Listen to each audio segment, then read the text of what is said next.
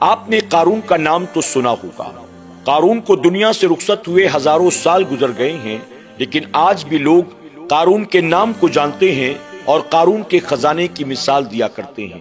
اللہ نے قرآن مقدس میں قارون کو عبرت کا نشان بنا دیا ہے۔ کیا آپ جانتے ہیں جس کے نام کو صدیوں سے آپ سنتے چلے آئے ہیں، جس کے خزانے کا تذکرہ آج بھی کیا جاتا ہے، وہ قارون تھا کون؟ قارون بنی اسرائیل میں سے تھا۔ وہ موسیٰ علیہ السلام کا چچا زاد بھائی لگتا تھا۔ موسیٰ علیہ السلام کے ہاتھوں پر اس نے ایمان لایا تھا، اور موسیٰ علیہ السلام نے جب ہجرت کی تھی تو موسیٰ علیہ السلام کے ساتھ اس نے بھی ہجرت کی تھی۔ قارون جوان تھا، ہٹا کٹا تھا، خوبصورت تھا، حسین و جمیل تھا، ساتھ ہی ساتھ وہ توریت کا بہت بہترین قاری تھا۔ قارون لوگوں کو جمع کر کے ان کے سامنے توریت سنایا کرتا تھا، اور بنی اسرائیل کے لوگ قارون کو بہت پسند کرتے تھے۔ اللہ تبارک تعالیٰ نے ان تمام خوبیوں کے ساتھ قارون کو بے شمار دولت بھی عطا کی تھی۔ تاریخ میں آتا ہے قارون کے خزانوں کی چابیاں تقریباً 300 اونٹ اٹھایا کرتے تھے۔ آپ اندازہ لگائیں کہ جس کے خزانوں کی چابیاں 300 اونٹوں کا بوجھ ہو، اس کے خزانے کتنے ہوں گے۔ فرمایا گیا کہ اس کا جو محل تھا، اس محل کے اندر تقریباً 3000 کمرے موجود تھے۔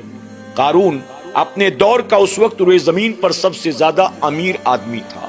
جب اللہ تعالیٰ نے موسیٰ علیہ السلام پر زکوٰۃ کا حکم نازل کیا کہ بنی اسرائیل کو حکم دو کہ اب وہ زکوٰۃ نکالیں، موسیٰ علیہ السلام نے قارون کو بلایا اور آپ نے فرمایا کہ بنی اسرائیل میں تو سب سے زیادہ مالدار ہے، اللہ نے مال سے زکوٰۃ نکالنے کا حکم دیا ہے، تو تو اپنے مال سے زکوٰۃ نکال۔ موسیٰ علیہ السلام کا حکم سن کر قارون نے کہا، میں اپنے مال کا 1000واں حصہ زکوٰۃ کے طور پر اللہ کے نام پر نکالوں گا۔ اس کے بعد وہ اپنے گھر گیا۔ گھر جانے کے بعد اس نے کیلکولیشن کرنا شروع کیا۔ جب اس نے اپنے سارے مال کا حساب لگایا اور پھر زکوٰۃ کے طور پر 1000واں حصہ نکالنے کا حساب کتاب کیا، تو پتا چلا اگر میں 1000واں حصہ بھی نکالتا ہوں تو میرا اچھا خاصا مال نکالنا پڑے گا زکوٰۃ کے طور پر، یعنی اللہ کے نام پر دینا پڑے گا۔ اب اس کے دل میں مال کی محبت، مال کی لالچ پیدا ہو گئی، اور قارون کے ذہن میں شیطان نے یہ وسوسہ پیدا کر دیا کہ اللہ نے زکوٰۃ کا حکم دیا بھی ہے، یا موسیٰ اپنی طرف سے ہمارے مال و دولت کو ہتھیانے کے لیے یہ سازش رچ رہی ہیں۔ قارون نے بنی اسرائیل کے تمام سرمایہ داروں کو، یعنی تمام دولت مندوں کو جمع کیا، اور جمع کرنے کے بعد کہا، اے لوگوں بتاؤ، موسیٰ علیہ السلام نے ہمیں جو زکوٰۃ کا حکم دیا ہے، اس کے بارے میں تمہاری کیا رائے ہے؟ تم نے آخر کیا سوچا ہے؟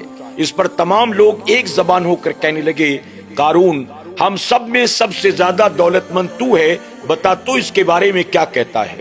قارون کہنے لگا، مجھے تو ایسا لگتا ہے ہم لوگ خاموشی کے ساتھ موسیٰ علیہ السلام کی جو ہر بات کو مان لیتے ہیں، ہماری اسی شرافت کا فائدہ اٹھاتے ہوئے موسیٰ علیہ السلام اپنی طرف سے ہمیں زکوٰۃ کا حکم دے رہی ہیں، تاکہ وہ ہم سے ہمارے مال کو لے کر خود اس کے مالک بن جائیں۔ یعنی موسیٰ علیہ السلام نے معاذ اللہ ہمارے مال کو ہڑپنے کا یہ پورا پلان بنایا ہے۔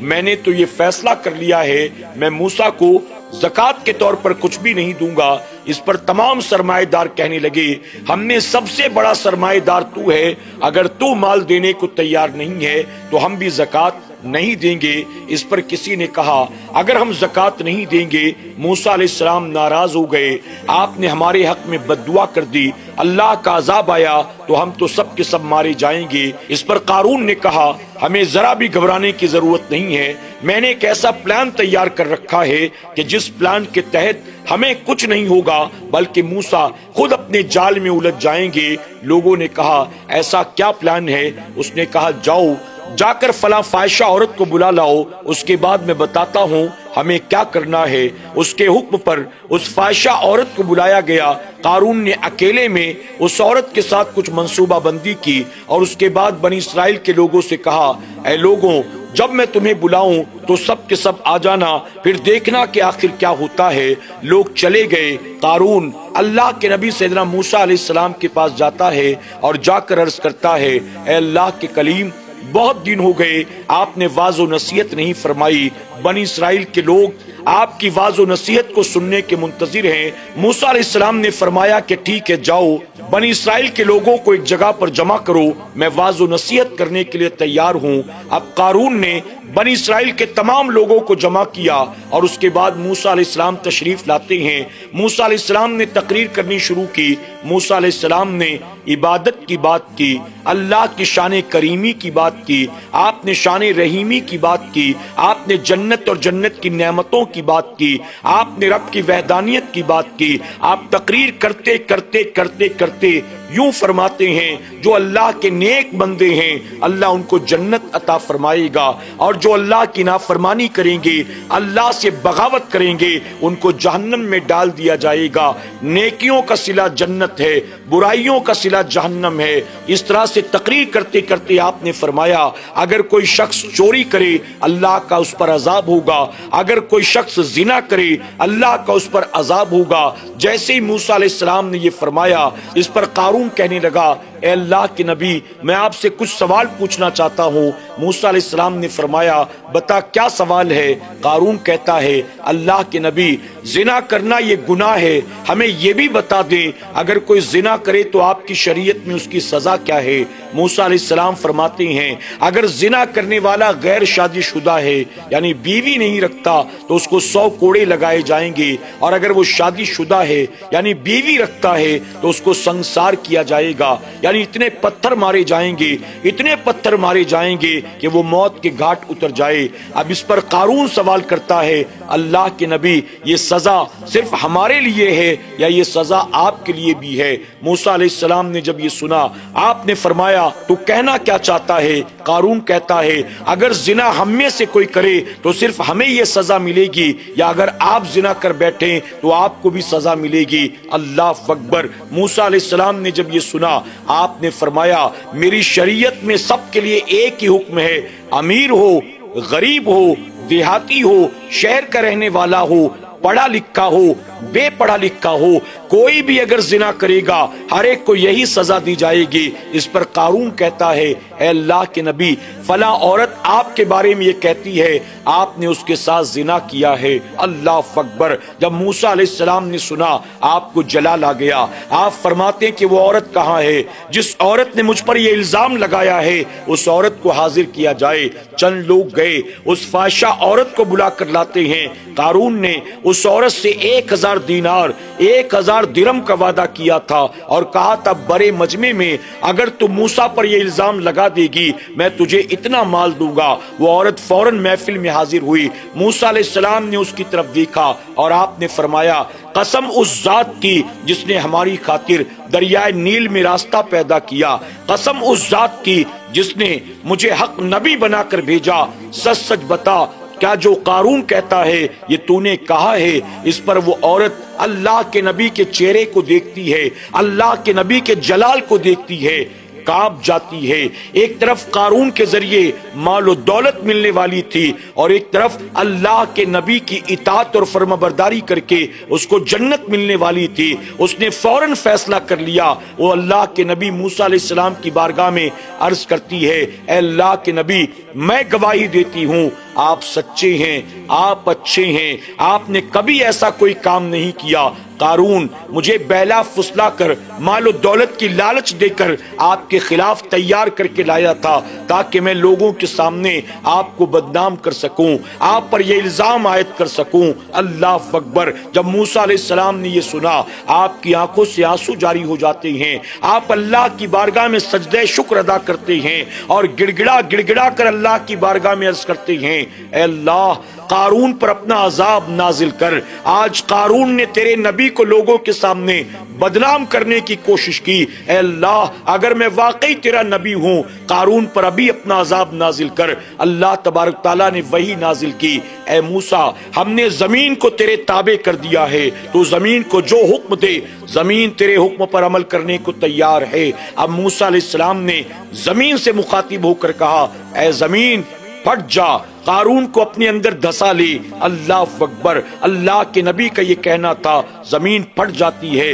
قارون اپنے سنگی ساتھیوں کے ساتھ اپنے مال و دولت و خزانے کے ساتھ زمین میں دھسنا شروع ہو جاتا ہے۔ جب اپنے ٹخنوں تک زمین میں دھس گیا، رونے لگا، گڑ گڑانے لگا، اے اللہ کے نبی مجھے بچا لے، میں اپنی غلطی پر نادم ہوں، میں زکوٰۃ دینے کے لیے تیار ہوں، بس مجھے بچا لے۔ موسیٰ علیہ السلام نے زمین کو حکم دیا اور پکڑ اور پکڑ، یہاں تک کہ وہ پنڈلیوں تک زمین میں دھس گیا۔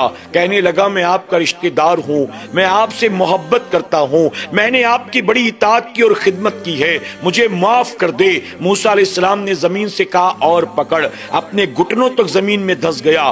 آپ نے فرمایا اور پکڑ، اپنی کمر تک زمین میں دھس گیا۔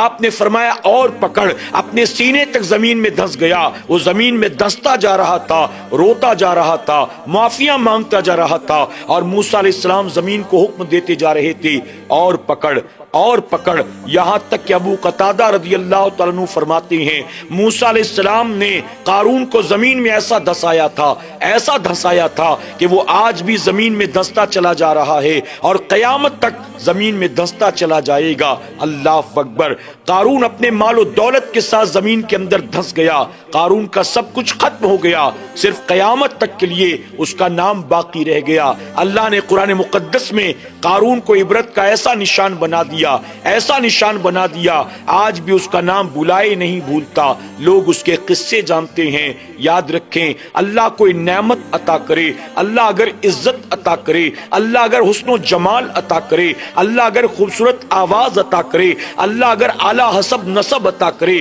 اللہ اگر مال و دولت عطا کرے، تو اس سے مراد یہ نہیں ہے انسان اللہ سے بغاوت کرے، اللہ کی نافرمانی پر اتر آئے، وہ یہ سمجھے کہ سب کچھ میں نے اپنے علم کی بنیاد حاصل کیا ہے، عقل کی بنیاد حاصل کیا ہے، تجربے کی بنیاد حاصل کیا ہے، اپنی محنت مشقت کی بنیاد حاصل کیا ہے، اب میں چاہے جو بھی کر لوں میرا کوئی کچھ بھی نہیں بگاڑ سکتا ہے۔ مال بڑھتا چلا جائے گا، عزت بڑھتی چلی جائے گی، شہرت بڑھتی چلی جائے گی، یہ ہماری بہت بڑی غلط فہمی ہے۔ یاد رکھیں، جو رب یہ نعمتیں دینا جانتا ہے وہی رب یہ نعمتیں لینا بھی جانتا ہے۔ اگر رب نے ہمیں اور آپ کو نعمت عطا کی ہے تو اس نعمت کو اپنے رب کے لیے ناراضگی کا سبب نہ بنائیں، اس نعمت کے ذریعے اللہ کی بغاوت نہ کریں، اللہ کی نافرمانی پر نہ آمادہ ہو جائیں۔ یاد رکھیں، ورنہ جس رب نے اس مال و دولت کو، عزت و شہرت کو صدیوں میں عطا کیا ہے، چند لمحوں میں سب کچھ تباہ برباد ہو جائے گا۔ اللہ ہمیں اور آپ کو قارون کے واقعے سے سبق حاصل کرنے اور اللہ کی تمام نعمتوں کا شکر ادا کرنے اور اللہ کی راہ میں اپنے مال کو خوشی خوشی خرچ کرنے کی توفیق عطا فرمائے، آمین یا رب العالمین۔